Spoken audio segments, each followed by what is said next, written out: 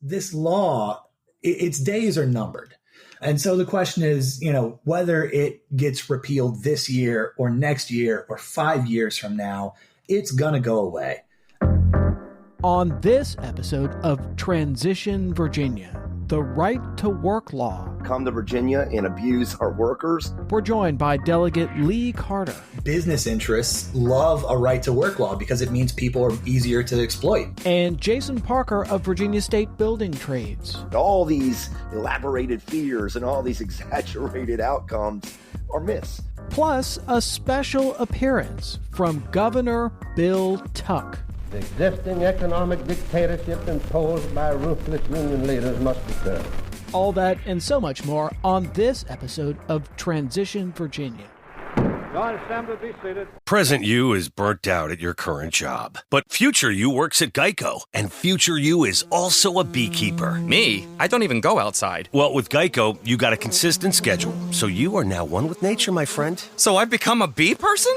Technically an apiarist, and yes, you also got a competitive salary, so you had the funds to start a new hobby. All right, give me that honey.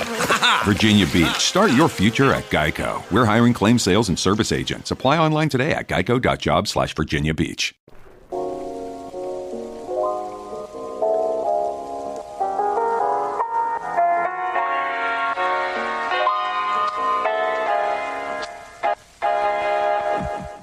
Welcome to Transition Virginia, the podcast that examines the transition of power from Republican to Democrat. My name is Michael Pope. And I'm Thomas Bowman. Today on the podcast, the so-called right to work law.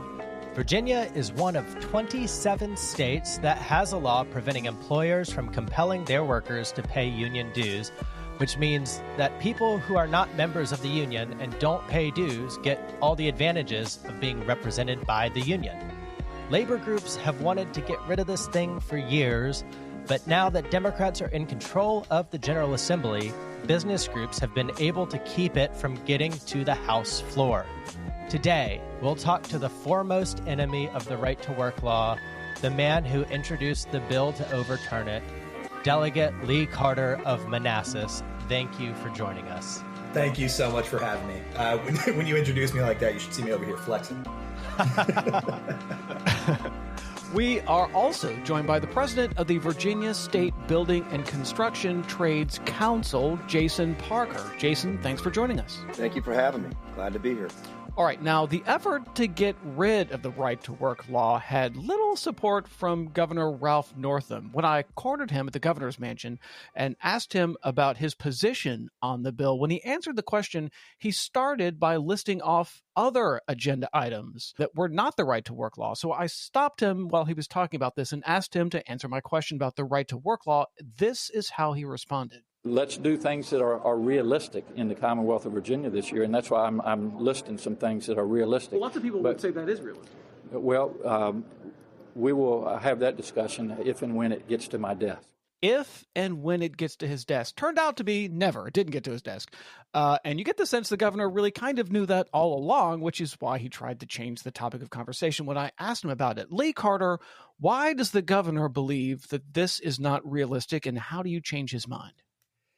Well, this question really speaks to a strategic mindset split within the Democratic Party. You've got a lot of people who think that the way you get things done is by waiting for public opinion, waiting for the polls to show that it's supported, or waiting for it to be popular with donors before you even try.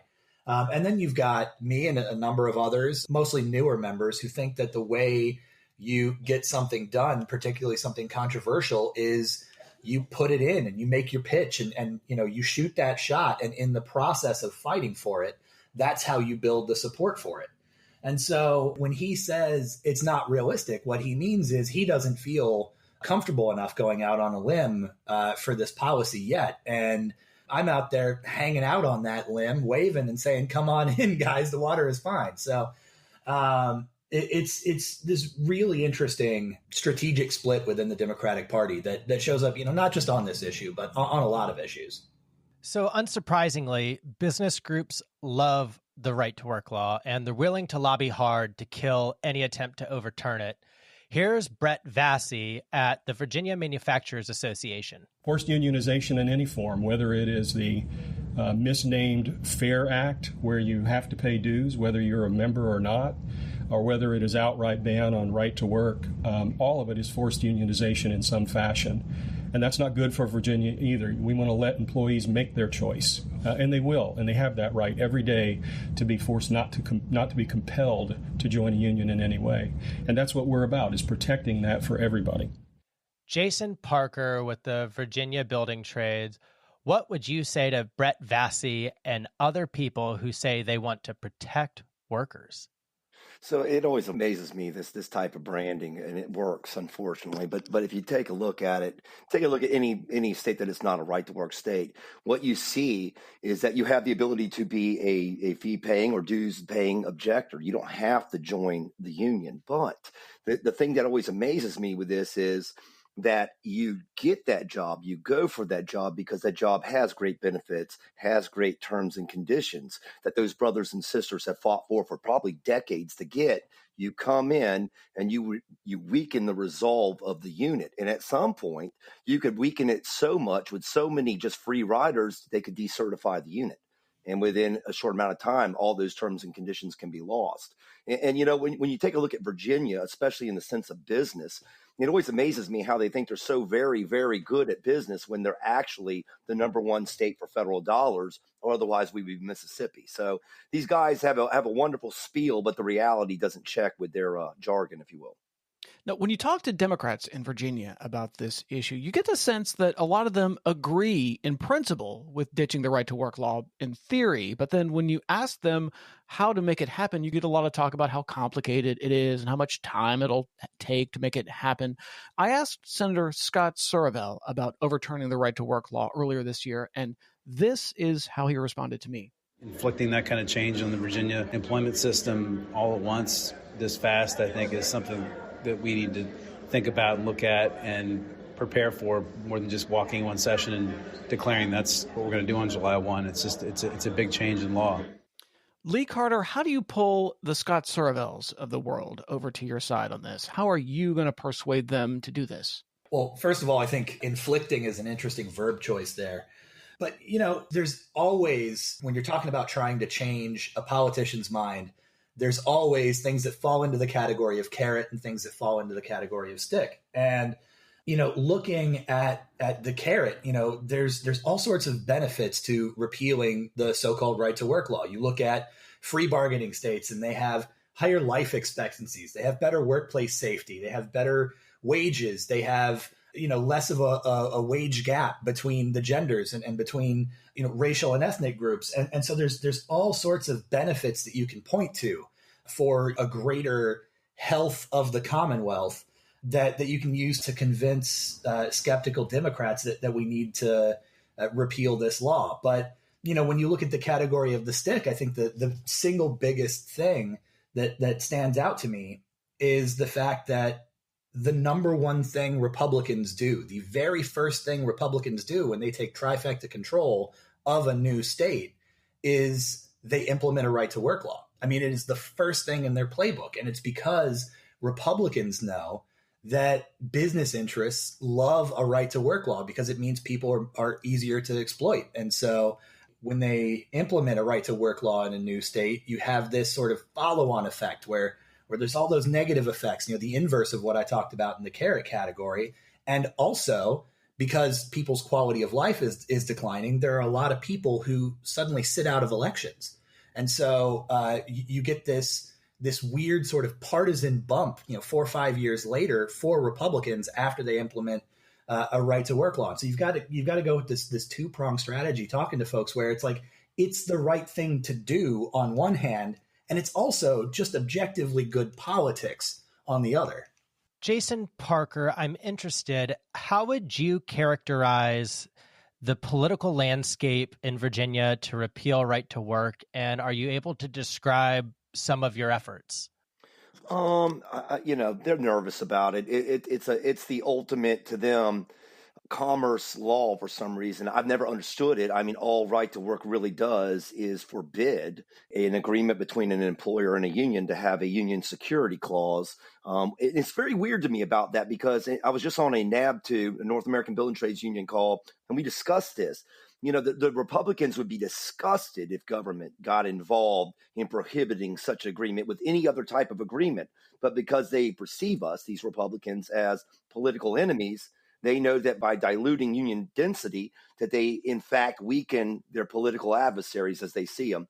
So for me, you know, ultimately, there's a lot of myth around this particular law. It's been blown up into something bigger. I guess they see it as a business signal to the rest of the world to come to Virginia and abuse our workers.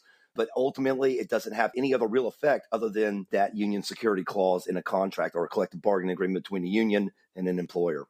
Lee Carter, I'm wondering if you could walk us through what happened with your bill this year. So I thought it had an interesting journey because it went to a subcommittee in Labor and Commerce, passed with a party line vote. So all the Democrats voted in favor of it. All the Republicans voted against it. Then it went to the full Labor and Commerce Committee, where once again, it passed with a party line vote. All the Democrats voted for your bill. All the Republicans voted against your bill. So far, so good, right? Then it goes to appropriations, where it died a very quiet death with no debate and no votes. So this thing actually died with 0 Democrats voting against it. Give us your perspective of what happened to your bill this year and walk us through the journey. Well, you know, first I want to talk about what happened to it in 2019 under Republican control. Last year was the second year that I've introduced the bill. And so the first time I introduced the bill, you know, I put it in, and there was all sorts of consternation from my fellow Democrats, a lot of them saying, you know, why are you doing this to us? Don't you know we're going to lose the elections because of this? Spoiler alert, we didn't. But the Republicans were gloating. They were gleeful. They loved the fact that I put this bill in until we got thousands and thousands of teachers and union workers down there to the Capitol. And they said, you know, we're really watching what you do on these bills that are important to us. And, you know, a lot of those folks were from Southwest Virginia, places that are represented by very, very conservative Republicans. But they're also places with a long history of union labor, right? There's a lot of families there who granddaddy was a union coal miner. And you know, someone currently is a union electrician or, a communications worker or what have you. And so you get this interesting pressure on the Republicans to make it disappear. And so in 2019, it did just that. It disappeared without a vote in any committee. So I put it back in 2020 with Democratic control. And I said, all right, it's a different party in power. We're going to have a different outcome. And so I put the bill in, and I actually got a hearing. I got to present the bill for the first time rather than just having it die as though it never existed. And we went through the Labor and Commerce Committee. All went well. This is farther than the bill's ever gotten, but then it got sent over to Appropriations. I'm still not entirely sure why Appropriations got involved in it, since there was no defined budgetary impact. But it went to Appropriations, and it again died quietly, this time under Democratic control. So it's interesting that the only real difference was that it got one hearing before dying without a vote, as opposed to no hearings before dying without a vote. Now, one of the arguments you hear from opponents of this is overturning the right to work law is bad for business, and businesses across the country, they might not want to move their business to Virginia. Jason Parker, what would you say to Democrats and anyone who was concerned about potential negative business consequences of overturning the right to work law? I think that's a fallacy right there. I mean, tell that to New York, or tell that to California, or tell that to Washington. I mean, Washington was the number one state for workers, 2 or 3 years ago, and the number one state for business. When a business looks to come to Virginia, it's looking for 3 things. It's looking for the quality of our education system, it's looking for the quality of our workforce, and it's looking for the quality of our infrastructure. It isn't sitting there looking for right to work states to go work at. That is another bit of myth that surrounds this law. You're telling me that Amazon, who originally was going to go to New York, came to Virginia because we were right to work? No. These people have created layer after layer of very murky arguments. I guarantee you Virginia ain't going to fall off the map if we were to repeal right to work. It might actually even bolster our workforce because, as Delegate Carter talked about earlier, you have higher safety levels, you have higher soft benefits like training and things like that, and your workforce develops to a much higher, more sophisticated workforce. All right, well, we're going to take a quick break. When we come back, we're going to discuss the backstory behind right to work. We're joined with Delegate Lee Carter, as well as Jason Parker, president of the Virginia State Building and Construction Trades Council.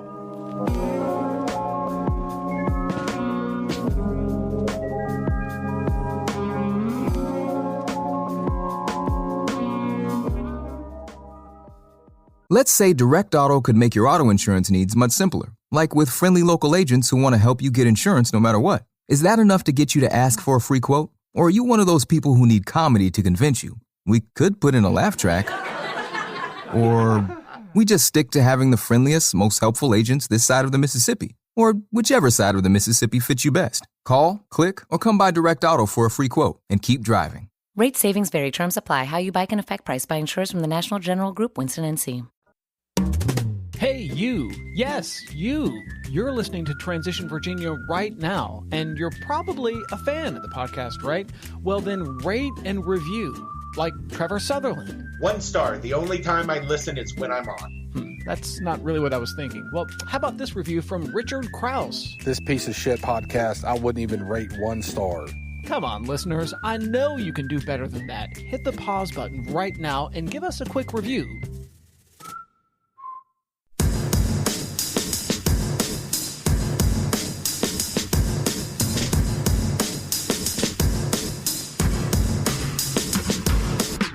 And we're back on Transition Virginia. We're going to get in our time machine and head back to the 1940s. That was a time of dramatic labor disputes across the country.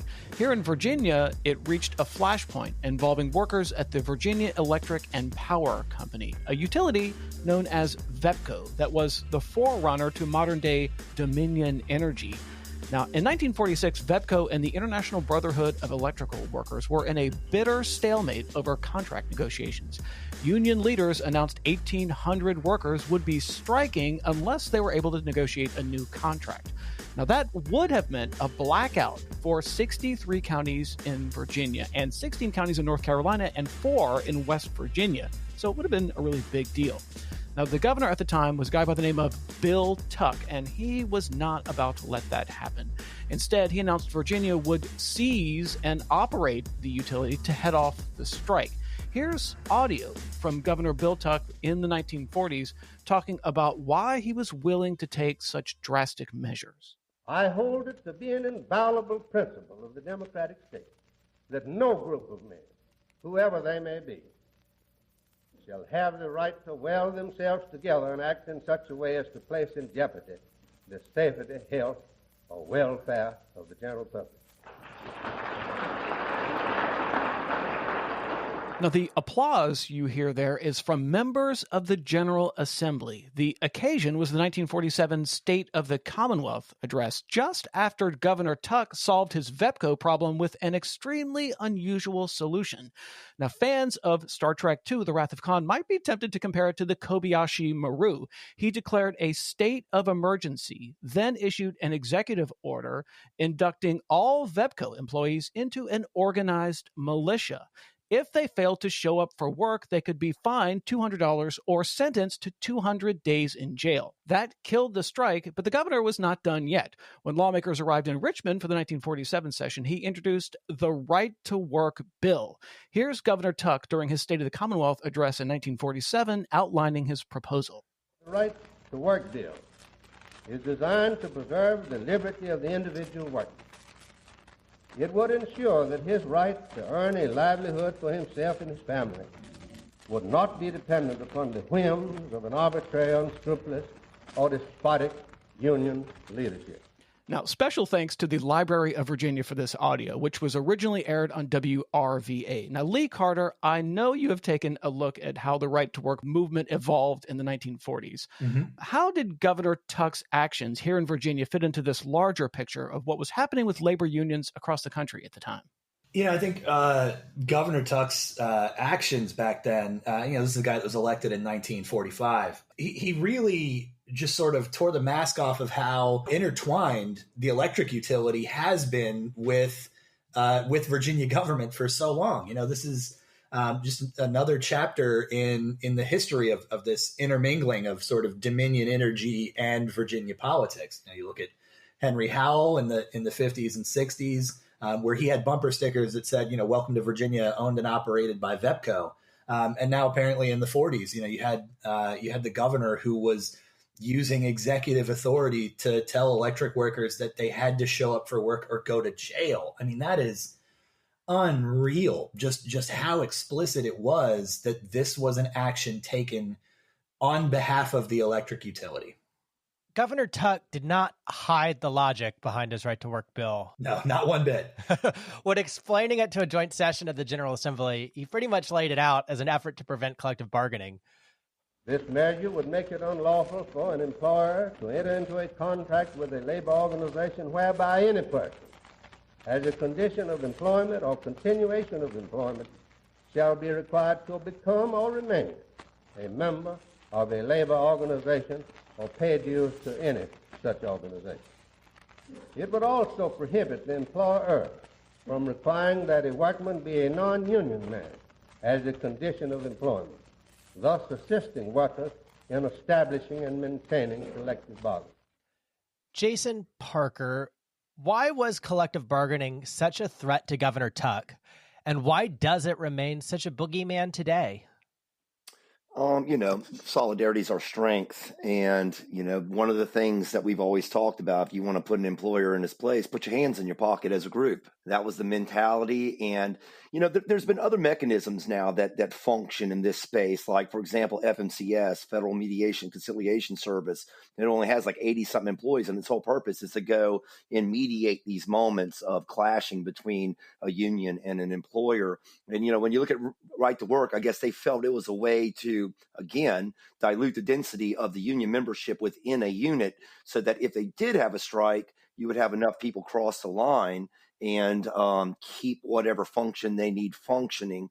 It's pretty sad, actually, to hear that. Sounds to me like the governor didn't do his work right. He probably should have put himself into those negotiations and pressured both the union and the employer to come together and get their terms and conditions set in that particular negotiation. Now, the battle between Governor Tuck and the International Brotherhood of Electrical Workers got kind of personal. Here's the governor making the case that unions are a threat to the American way of life. Labor unions have served a useful purpose in our economy, and no doubt will continue to do so if wise government keeps them within their proper sphere. But if our system of government, with all its blessings, is to survive, the existing economic dictatorship imposed by ruthless union leaders must be curbed. Ruthless union leaders. Lee Carter, by the end of this, I'm going to get you to do your Governor Tuck impression here. Now, he calls union leaders ruthless, and he says it's a threat to the American way of life. This seems to be an approach tailor-made to the 1940s mindset. Is it still relevant today? No, and it never was. There's this talking point out there that unions are some third party that comes in and causes trouble, and in the words of Governor Tuck, it imposes an economic dictatorship. But that's not what a union is at all. A union is just a group of employees who have come together and said that we're going to look out for the person to my left, the person to my right. We're going to look out for our community, our family. We're going to look out for everyone. And we're going to do this by saying that, we're going to, instead of going to the boss individually and saying, hey, I have a complaint about the way things are going, and risking the boss saying, okay, well, if you have a complaint, you're fired.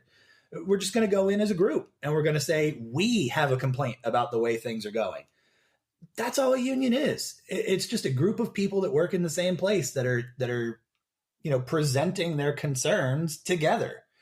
And so presenting it as some sort of third party economic dictatorship is just ridiculous, especially, you look at the structure of a modern company, you go to work 8, 9, 10 hours a day. And for those hours, you have absolutely no control over your life. You don't control when you go in. You don't control what you do. You definitely don't control what's done with the money that you're producing for the company.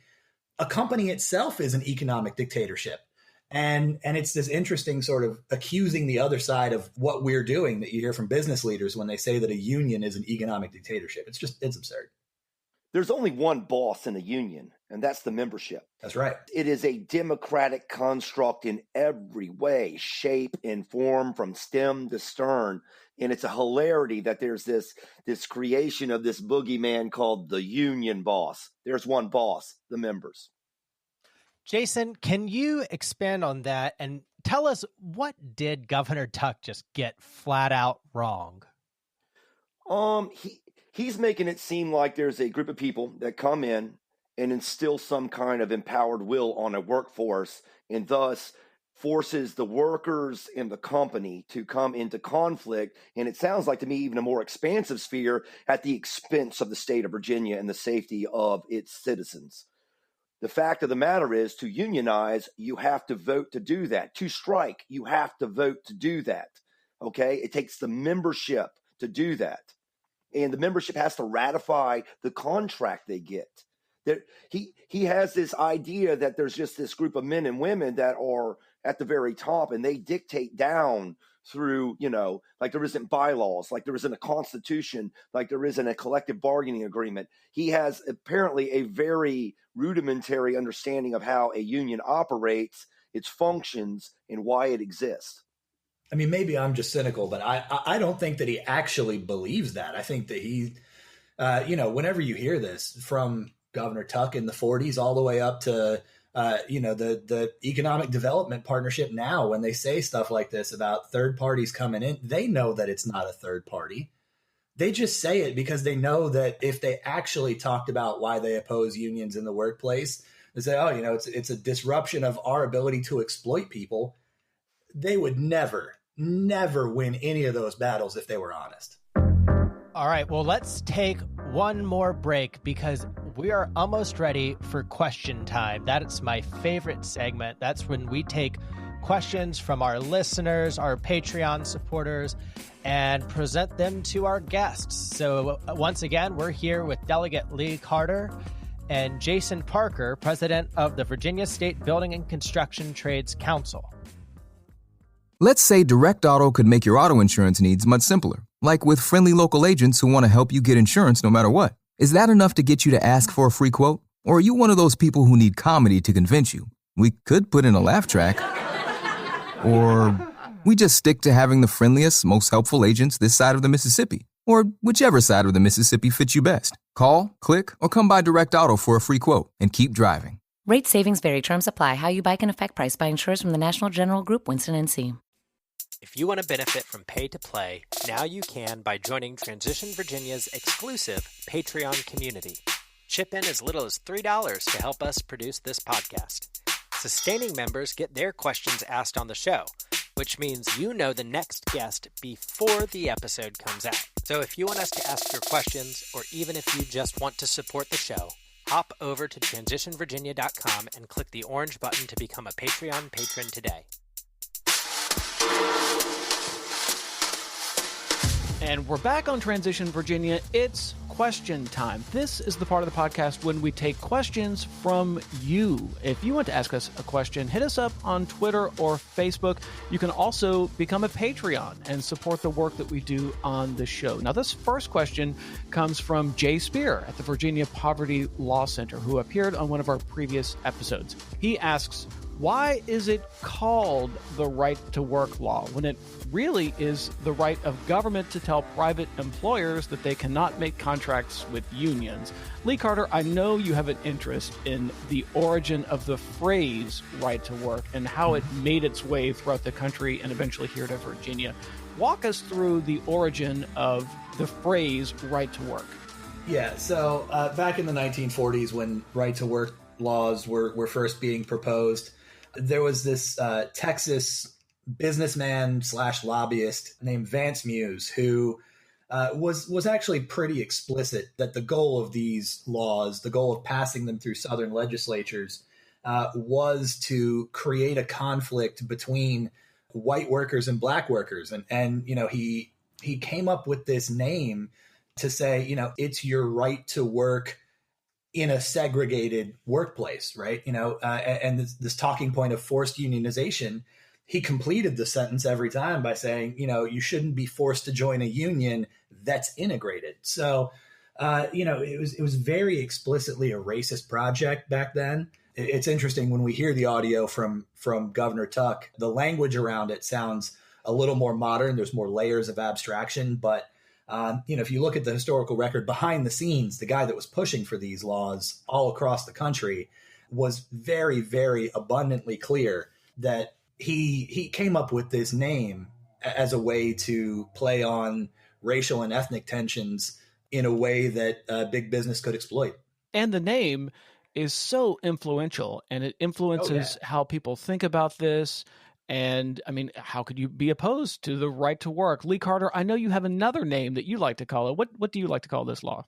I like to call it the freeloader law, because that's exactly what it is. When you look at the federal law in particular with Taft-Hartley, unions are forced to bargain on behalf of everyone in the workplace, whether that person is a member or not, whether that person pays dues or not. And so it's very common to have these.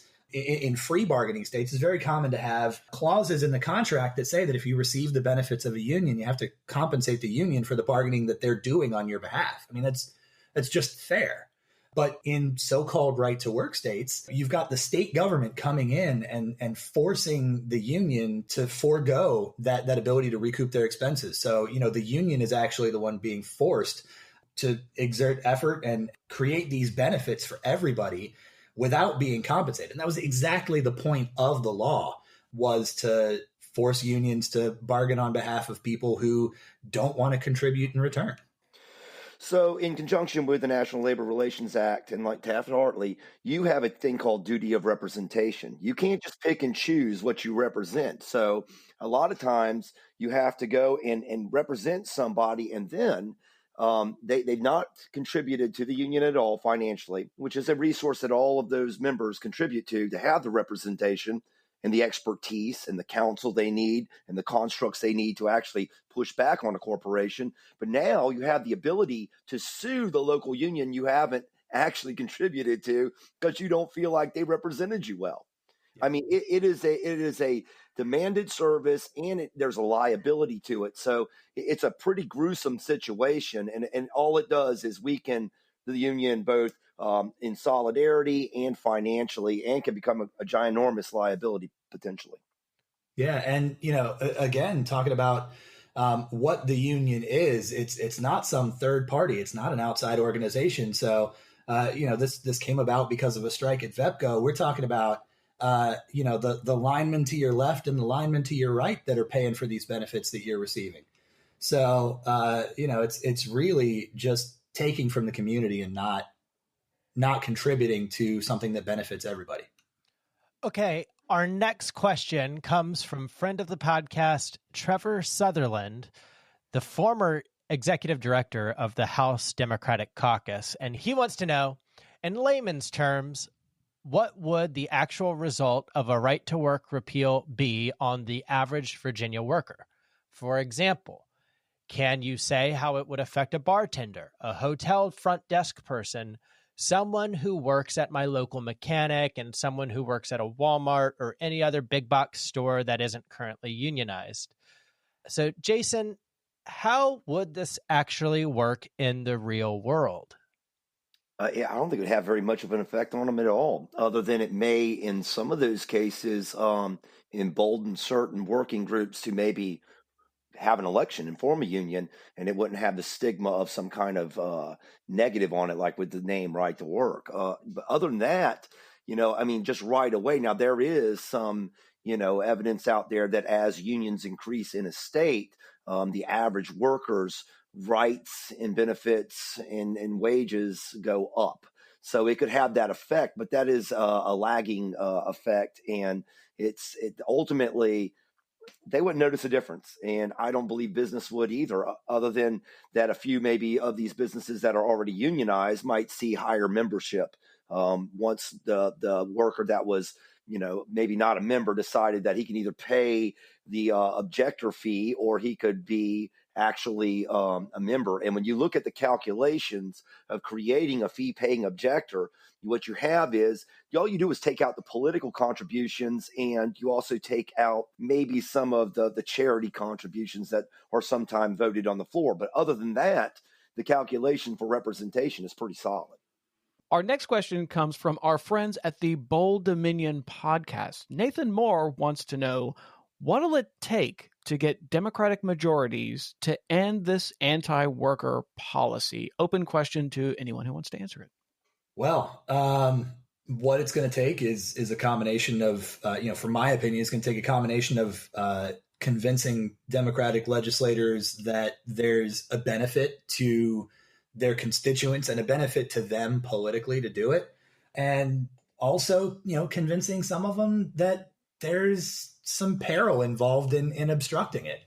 Politicians don't generally do things out of the goodness of their hearts. A lot of my colleagues just respond to political pressures. It's going to take political pressure. I'll jump in on that. I would agree with the delegate on that. He has a much clearer view of that. I mean, I know I lobby, but I mean, he's in there and he's dealing with these people in caucus and everything else.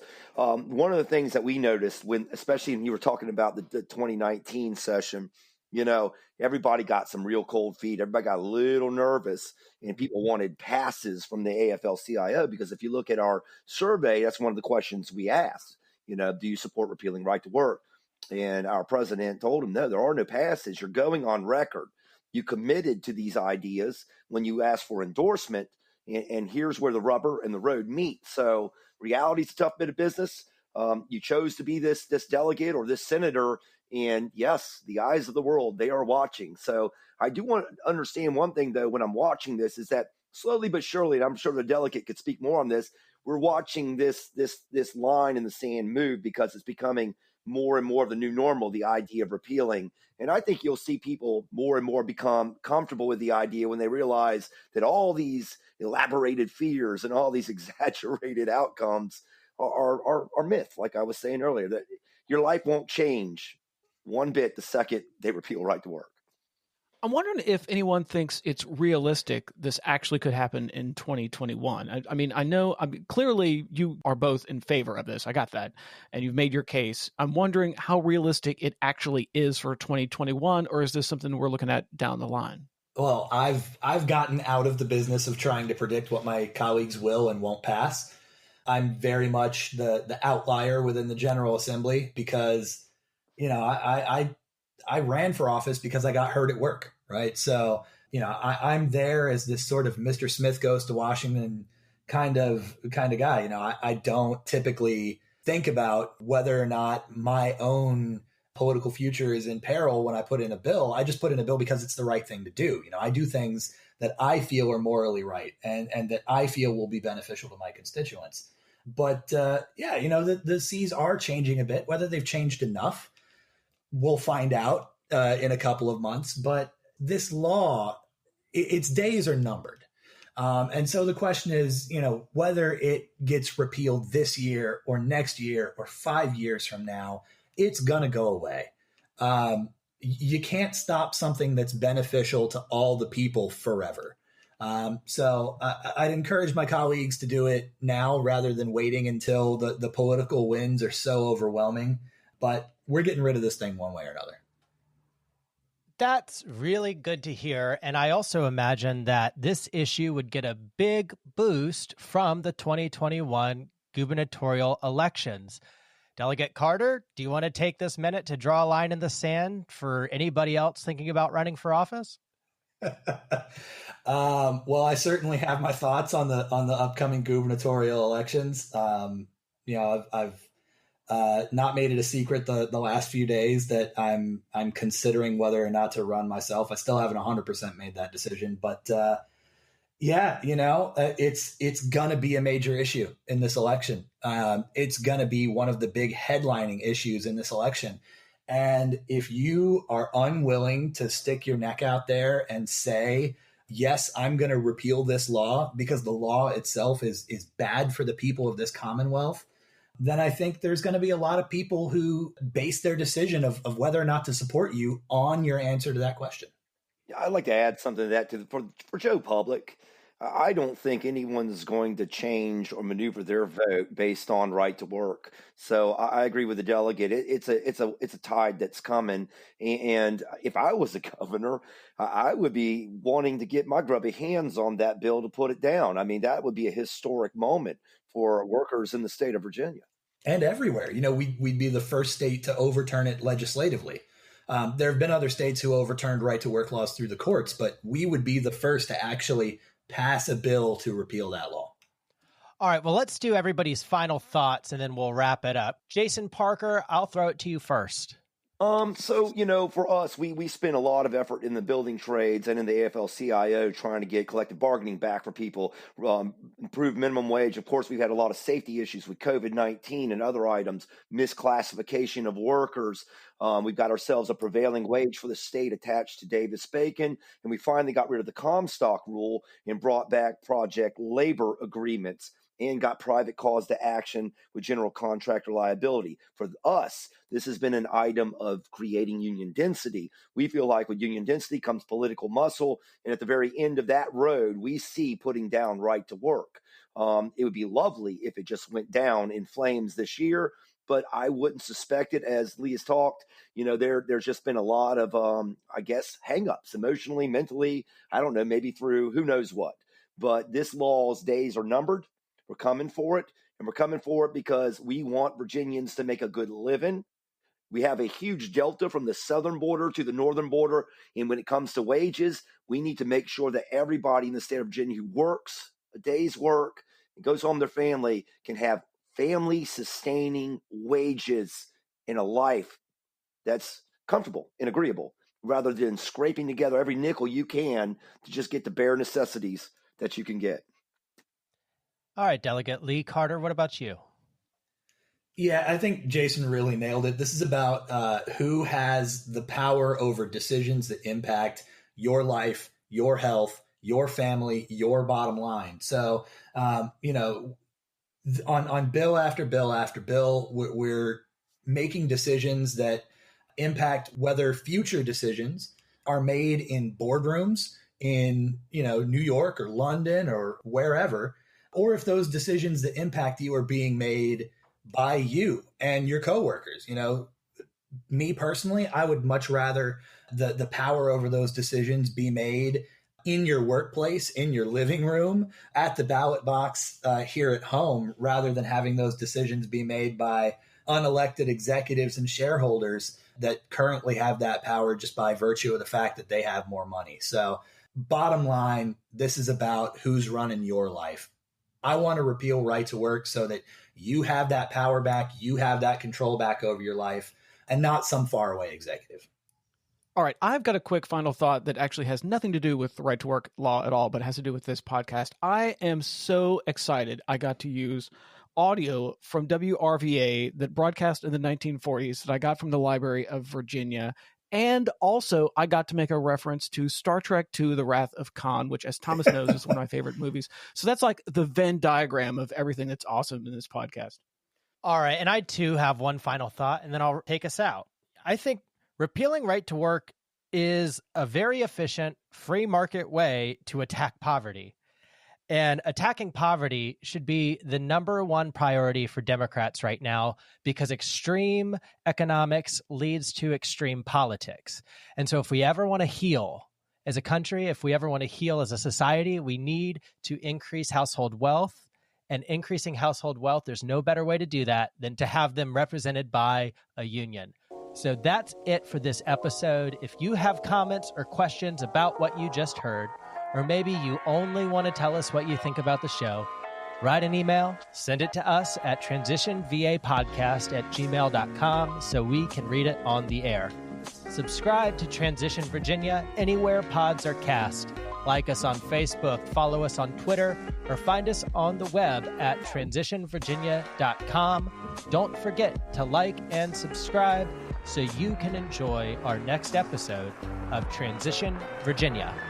Ladies and gentlemen, you have heard an address by the Honorable William M. Tuck, Governor of the State of Virginia, speaking to the special assembly called by the Governor, the joint meeting of both houses.